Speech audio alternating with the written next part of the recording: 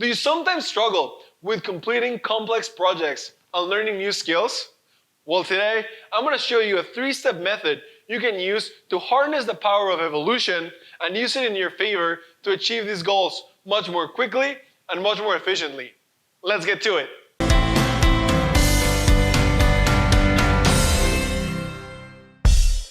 Hello everyone, welcome. I'm Andres and this is Life Frameworks, where I share with you the tools that you need to kick ass at life. The first step in starting and completing complex projects and putting together intricate skill sets is realizing that all of these complex skill sets and projects evolve. They don't arise spontaneously or are achieved in the first try. They evolve over a long period of time through iteration. And so you can understand exactly what I mean by this, we're going to review Darwin's evolution by natural selection theory in a little bit of detail, but bear with me, it's not going to be very technical. Charles Darwin was a very famous British scientist that traveled around the world many years ago. And during his travels, he spent a lot of time observing wildlife, collecting fossils, and just analyzing different organisms. And through the observations and evidence that he gathered, he started to connect the dots and formulated a theory that now functions as the foundation of the modern biological sciences. And that theory is the theory of evolution by natural selection. The basic idea is you start with an organism that might not be as well adapted to a certain environment, and then that organism has offspring. That offspring is going to be different, and those differences are going to give certain offspring a much better chance at surviving and passing its genes in a certain environment.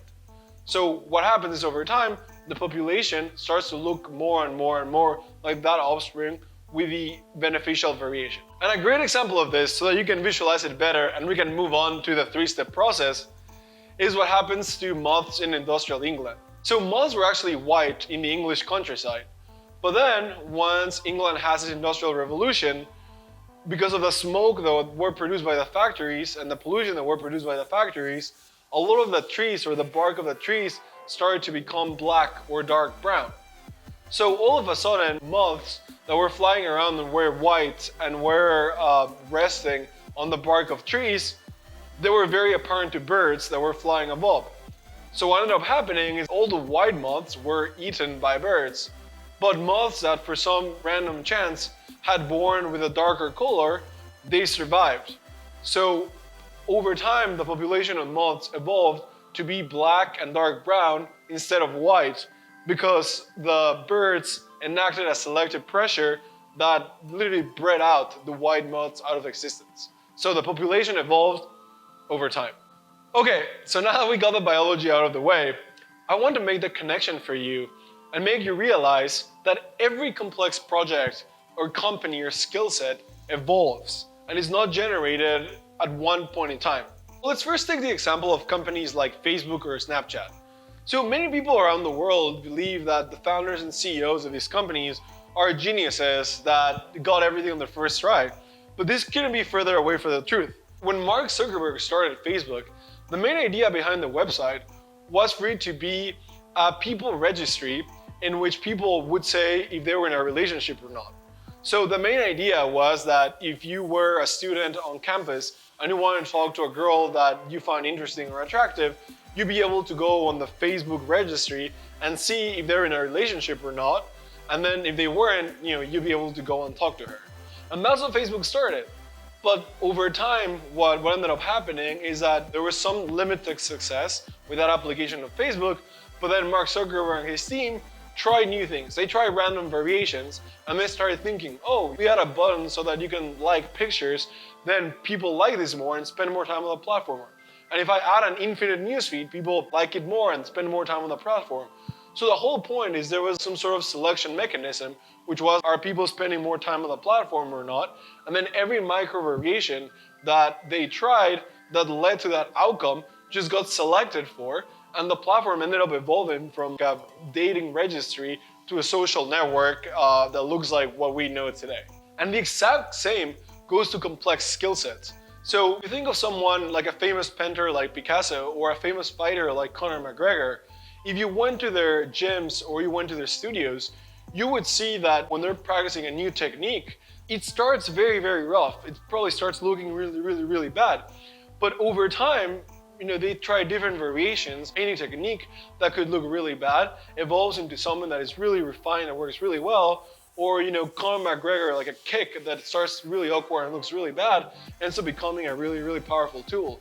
And again, it's not because it started that way.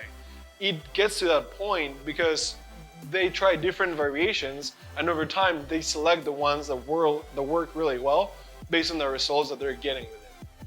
So, to summarize, every complex project, every company, every intricate skill set evolves. And realizing this is the first and most important step in starting and completing complex projects and putting together intricate skill sets. Why? Because it doesn't make us frustrated, and it doesn't make the task to seem impossible. It makes the task seem exactly for what it is. It's just an evolution over time by trying out multiple things. Alright, so the second step flows very, very naturally from what we just talked about. And that is, put out a very, very, very, very rough draft so you can start iterating and evolving it. When you put together an initial draft of whatever you're trying to accomplish, it could be a draft of an essay, it could be a draft of a company, it could literally be a draft of how you throw a punch. The most important thing is you need to start with a draft, and it doesn't matter how rough it is, because the important thing is that a draft is not the end state, and sometimes we get really frustrated when you put out a draft and it looks really bad. That doesn't matter. The idea is, as long as you put a draft together and you evolve it over time, it's going to get to where you need it to be. So I'll give you an example so you can see how crappy my first drafts were of a complex project that I started some years ago. Some time ago, I started a medical device company with some friends, and we created a medical device. And when we started, it looked really, really, really crappy. So you can see the pictures here. You can see these like horrible things on the top that were the first prototypes that we put together. And if you looked at that, you'd say, look, it looks like a 3-year-old did that. And then if you compare it to the medical device that we were trying to get to, in hindsight, you would say, wow, these guys were nowhere near it. But that's exactly the point. Putting together these first drafts allows us to learn many, many, many things that then over time we incorporated and then refined and iterated and selected the things that made sense, and we got to an endpoint that was much more complex and better. But it started with a really, really crappy draft and prototype that looked like a 3-year-old put together. But again, it doesn't matter. As long as you put out a draft that you can start evolving, you're good. Because then the power of evolution and iteration will take over, and we'll make sure that this really, really crappy draft evolves into something that is much better and into the place that you want it to be. Alright, so now that you put a rough draft together, the third step is again very natural, and that is intentionally generate micro variations and test them. So many of us are usually very scared of trying new things, especially when we're trying to achieve a complex project and we're working on a tight timeline. So we try to stick to the safest path and linearly advance with the draft. However, that's not a very good strategy. What you want to do if you want to evolve and make a project much better quickly is to intentionally try different things, try small variations from the draft, and then see what works and what doesn't. So this literally means trying things that might not seem as intuitive. And once you take this idea and incorporate it into your workflow, you'll realize that by trying different variations and being creative, and then trying to maximize that loop of generating a variation and testing it and then selecting what you want, you'll see that you'll progress much faster than if you just talk to what's familiar, what's worked in the past to create a masterpiece. So to illustrate this concept, you'll see here an example of me getting swept over and over by my friend Jack. Jack's a big dude, and he hit what's called a sweep on me, and he made me fall. And when he first tried that sweep, I just went flying and tumbling onto the ground, and I didn't know how to defend it. So the next time he tried it, I put a rough draft. I tried something, and it didn't work. I ate grass really badly, as you can see here again. But then what I purposely started doing is I took the starting point of a draft, and I tried different things. I put the leg in a different place, I put my arms in a different place, I had a small hop, and I kept eating grass over and over and over again when I was trying these variations. But then one of the variations that I tried worked out really well. As you can see here, I was able to avoid the sweep and then counter with a punch on my own. With the span of 5, 6, or 7 attempts, I was able to go from being swept and eating grass to having a pretty good counter. And that happened because I tried different things and then selected the one that worked instead of just sticking to my guns, being afraid of trying new variations for the fear of getting swept. And this brings me to a very, very important point. When you are evolving something like a skill set or you're evolving a draft of a project, luck actually really matters. Sometimes the micro variations that you're going to try first are going to work. And if you get it on the first try, then that's awesome. But sometimes you're going to have to try 100 micro variations to get to the outcome that you want. This is part of the process. And that's why you need to generate a lot of variation, just like animals do and just like offspring are. The idea is that, look, there's going to be a solution. There's going to be a variation that is going to be the best. But the only way that you can get to it efficiently is if you try multiple of them. And then there's going to be a chance that the right one, you're going to find it really, really quickly. And sometimes, just statistically, you're not going to find it on the first try. You might find it on, like the 100th try.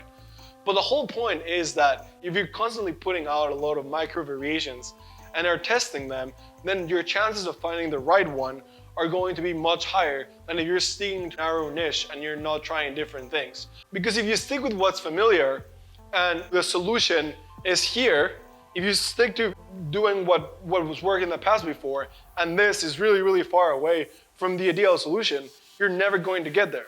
However, if you use the strategy that I'm offering to you, what's going to happen is the solution is going to be here, and you're going to be all over the map trying different things, and then just by possibility, in one of those tries, you're going to hit the optimal solution.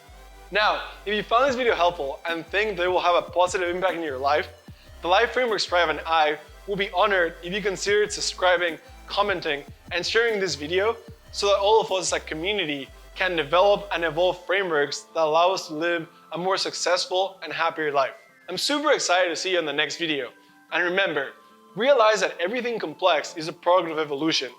Start with a very, very rough draft, and then micro-variate and test. If you do that, you're going to complete projects much more efficiently and much more quickly.